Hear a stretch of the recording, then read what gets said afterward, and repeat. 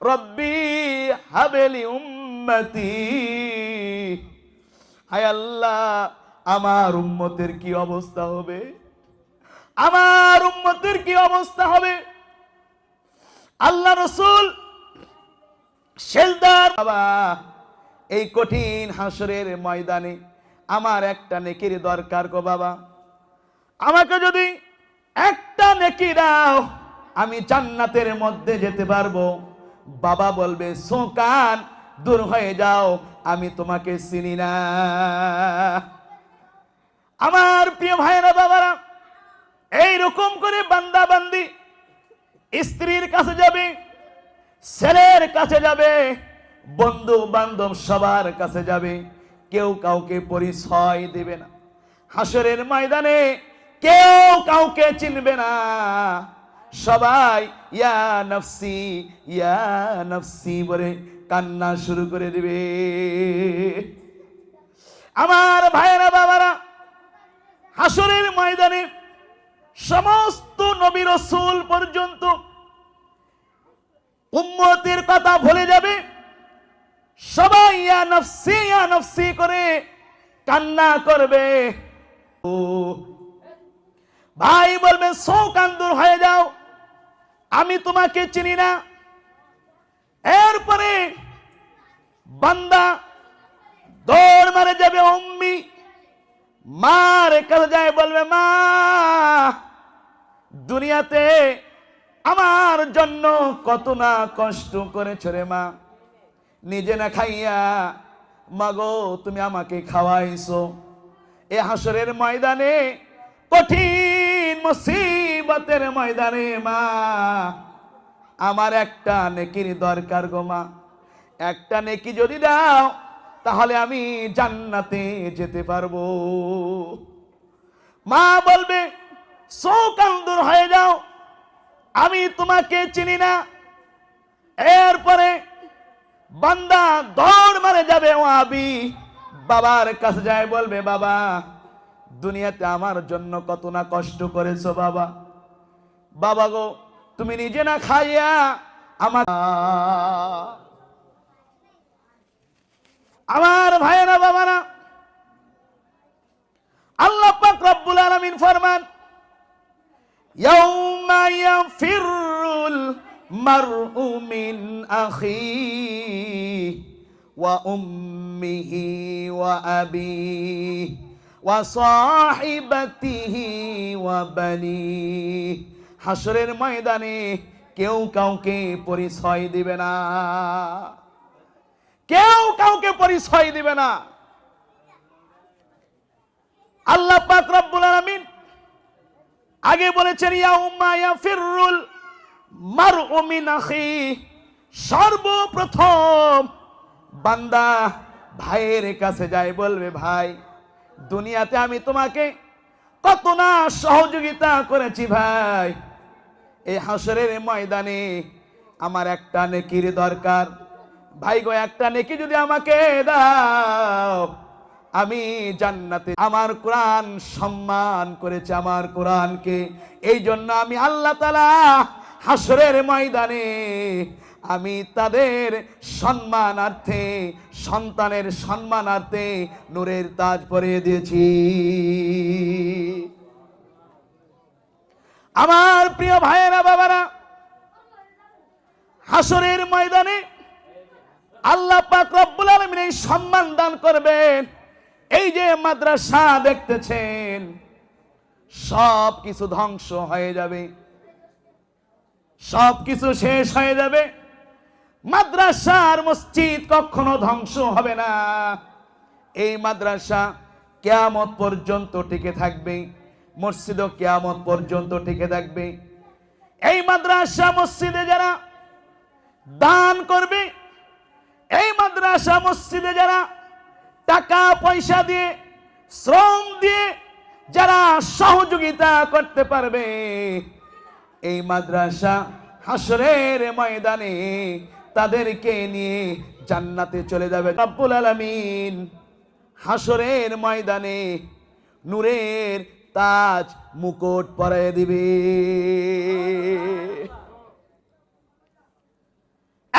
হাফেজের পিতামাতাকে হাসরের ময়দানে আল্লাহ পাক রব্বুল আলামিন নূরের তাজ পরায়ে দিবে। জোরে বলি সুবহানাল্লাহ।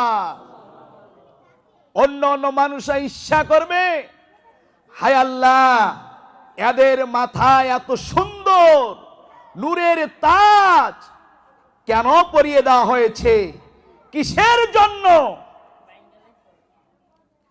আল্লাহ পাক রব্বুল আলামিন বলবেন, এই আমার বান্দা বান্দিরা দুনিয়াতে তাদের ছেলে মেয়েদেরকে হাফেজ বানিয়েছে, হাফেজা বানিয়েছে, আলেম বানিয়েছে, আলেমা বানিয়েছে। আমার কোরআন হাফেজ বানাবো তো ইনশাআল্লাহ? আমাদের ছেলে মেয়েদেরকে হাফেজ বানাবো। আল্লাহ রাসূল বলেছেন, কেউ যদি বংশের মধ্যে একজন আলেম তৈরি করে, ওই বংশ থেকে 40 জন জাহান্নামীদেরকে সুপারিশ করে সে জান্নাতের মধ্যে নিয়ে যেতে পারবে। এই জন্য আমার ভাইয়েরা বাবারা, কিয়ামতের ময়দানে আল্লাহ পাক রব্বুল আলামিন হাফেজদের পিতামাতাকে সম্মান দিবেন। কেমন সম্মান দিবেন আল্লাহ তাআলা? কোটি কোটি কোটি কোটি মানুষের মধ্যে থেকে আল্লাহ পাক রব্বুল আলামিন একজন হাফেজের পিতা, হাফেজ বানাও, হাফেজা বানাও। কারণ একজন বংশের মধ্যে আলেম হওয়া অনেক বড় ফজিলত, অনেক বড় নিয়ামত। হুজুর সাল্লাল্লাহু আলাইহি সাল্লাম ফরমান, কারো বংশের মধ্যে যদি একজন হাফেজ বানাইতে পারে, এই হাফেজ যদি আমলের প্রতি আমলের উপর টিকে থাকে, আল্লাহ রাসূল বলেছেন এই হাফেজ 10 জন ব্যক্তিকে তার বংশের মধ্যে থেকে জাহান্নামের ফয়সালা হয়ে গেছে। এই বংশের মধ্যে থেকে 10 জনকে সুপারিশ করে জান্নাতে নিয়ে যাবে একজন হাফেজ। জোরে বলি সুবহানাল্লাহ। কোন ব্যক্তি যদি হক্কানি উলামায়ে কেরামকে দাওয়াত করে খাওয়ায়, আল্লাহ রাসূল বলেছেন সে যেন আমি রাসূলকে খাওয়াইলো। এই জন্য আমার ভাইয়েরা বাবারা, বংশের মধ্যে একজন আলেম বানাও। যদি বাঁচতে চাও, তুমি আলেম হইতে পারো নাই, আমার সন্তানকে আমি আলেম বানাবো, হাফেজ বানাবো। জোরে বলি ঠিক কিনা? আমি হাফেজ হইতে পারি নাই, আলেম হইতে পারি নাই, আমি প্রতিজ্ঞা নিব আমি আলেমের বাবা হব, হাফেজের বাবা হব। এর প্রতিজ্ঞা নেওয়া যায় না? সন্তানকে বানাইতে পারেন নাই, আপনার নাতি আছে তাকে আলেম বানাও, আপনার নাতনি আছে তাকে। এই 4 কিসমের বাহিরে যদি চলে যাও, ওয়ালা তাকুন খামিসান, যদি 5ম নম্বর স্তরে যাও, ফাতাহলিক, ধ্বংস হয়ে যাবা। অর্থাৎ আল্লাহ রাসূল এটাই বুঝিয়েছেন, যদি আলেমের বিপক্ষে যাও তাহলে তুমি ধ্বংস হয়ে যাবে, ক্ষতিগ্রস্ত হয়ে যাবে। এই জন্য আমার ভাইয়েরা বাবারা, আল্লাহর হাবিব সাল্লাল্লাহু আলাইহি সাল্লাম বলেছেন, যদি কোনো ব্যক্তি হক্কানি উলামায়ে কেরামকে সালাম দেয়, সে যেন মনে করে আমি রাসূলকেই সালাম দিল। আল্লাহ রাসূল বলেছেন, কোন ব্যক্তি যদি হক্কানি উলামায়ে কেরামকে সম্মান করে, সে যেন আমি রসুলকেই সম্মান করলো। আল্লাহ রসুল বলেছেন, যদি আলেম হইতে পারো তাহলে, যদি আলেম হইতে পারো তো আল্লাহ মাফ করে দিবে। যদি আলেম না হইতে পারো, আও মুতাআল্লিমান, আলেমদের সাথে আলেমের ছাত্র হও, তালবে ইলম হও। যদি তাও নাও পারো, আও মুস্তামিআন, আলেমদের কথা শুনে শুনে আমল করো। যদি তাও না হইতে পারো, আও মুহিব্বান, উলামায়ে কেরামদেরকে ভালোবাসো, উলামায়ে কেরামদেরকে মহব্বত করো। এই চার কিসিমের মধ্যে থাকো, আল্লাহ তোমাদেরকে মাফ করে জান্নাতের মেহমান বানিয়ে দিবে। আর আপনার আমার সম্পর্ক যদি নিশাখোরের সাথে হয়, সুদখোরের সাথে হয়, ঘুষখোরের সাথে হয়, জেনাখোরের সাথে হয়, তাহলে আপনার আমার হাসরটা সুদখোর, ঘুষখোর, জেনাখোর, ব্যভিচারের সাথে আপনার আমার হাসরটা হয়ে যাবে। জোরে বলি নাউজুবিল্লাহ। এই জন্য আমার ভাইরা বাবারা, হুজুর সাল্লাল্লাহু আলাইহি সাল্লাম ফরমান, তোমরা যদি চারটি আদেশ মানতে পারো তাহলে তোমরা জান্নাতি হয়ে যেতে পারবা। এক নম্বরে হচ্ছে কুন আলিমান, তুমি আলেম হও। যদি আলেম না হইতে পারো, আও মুতাআল্লিমান, আলেমের ছাত্র হয়ে যাও। কার ছাত্র হবে? আলেমদের ছাত্র হয়ে যাও। কুন আলিমান, জিন্দেগি কা কোই এতেবার নেই, এই জিন্দেগির কোনো ভরসা নাই, কখন তোমার হায়াতের জিন্দেগি শেষ হয়ে যাবে বান্দা বলতে পারবা না। এই জন্য আমার ভাইরা বাবারা, আল্লাহ রসুল বলেন, যার সাথে যার মহব্বত, তার সাথে হবে তার কিয়ামত। আপনার আমার সম্পর্ক যদি নামাজি ব্যক্তির সাথে হয়, আপনার আমার সম্পর্ক নামাজি ব্যক্তির সাথে হলে হাসরটা নামাজি ব্যক্তির সাথে হয়ে যাবে। আপনার আমার সম্পর্ক যদি হাফেজকারীদের সাথে হয়, উলামায়ে হকদের সাথে হয়, আপনার আমার হাসরটা উলামায়ে হকদের সাথে। যারা মুমিন তাদেরকে আল্লাহ তাআলা বললেন, হে আমার বিশ্বাসী ইমানদার বান্দা বান্দিরা, ওয়া কুনু মা'আস সাদিকিন, তোমরা সত্যবাদীদের সাথে সম্পর্ক স্থাপন করো। সৎ লোকদের সাথে তোমরা চলাফেরা করো। নামাজের সাথে বন্ধুত্ব স্থাপন করো। হাফেজকারীদের সাথে তোমরা সম্পর্ক রাখো।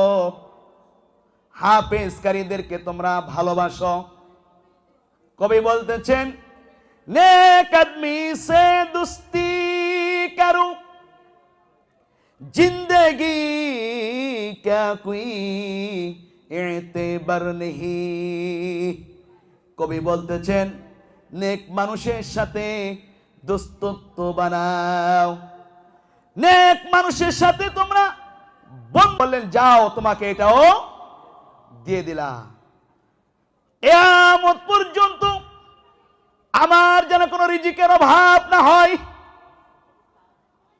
আল্লাহ বললেন, যাও আমি এটা তোমাকে দিয়ে দিলাম।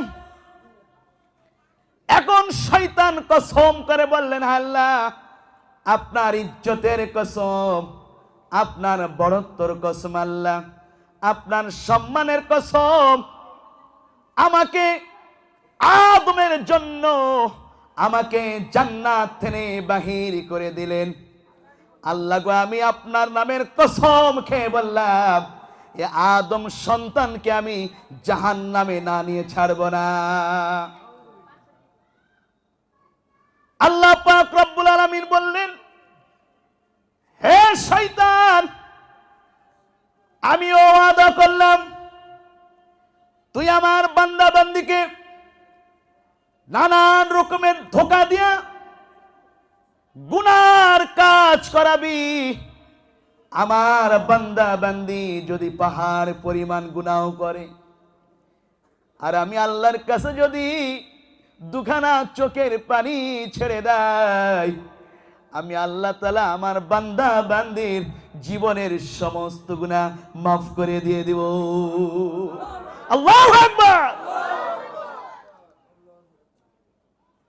আমার রহমান কেমন,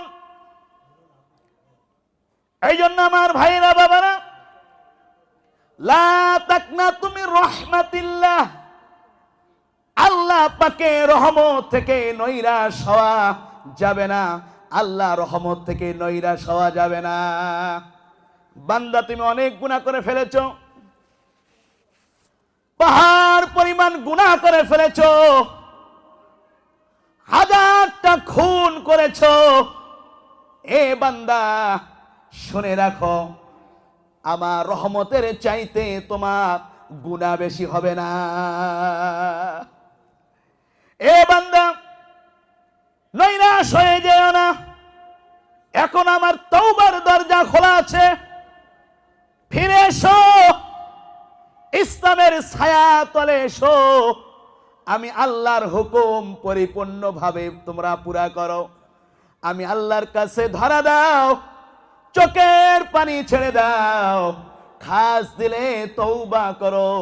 আমি আল্লাহ তাআলা তোমাদের জীবনের সমস্ত গুনাহ মাফ করে দিয়ে নেকি দিয়ে ভরপুর করে দিব।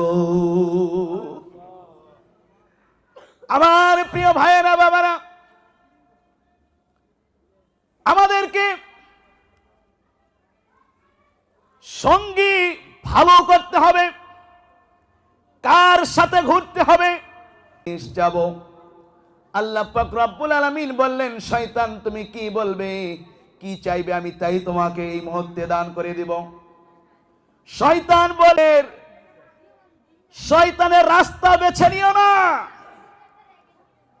শয়তানের কালচার বেছে নিও না, শয়তানের যে সমস্ত কর্মকাণ্ড আছে এগুলিকে তোমরা বেছে নিও না।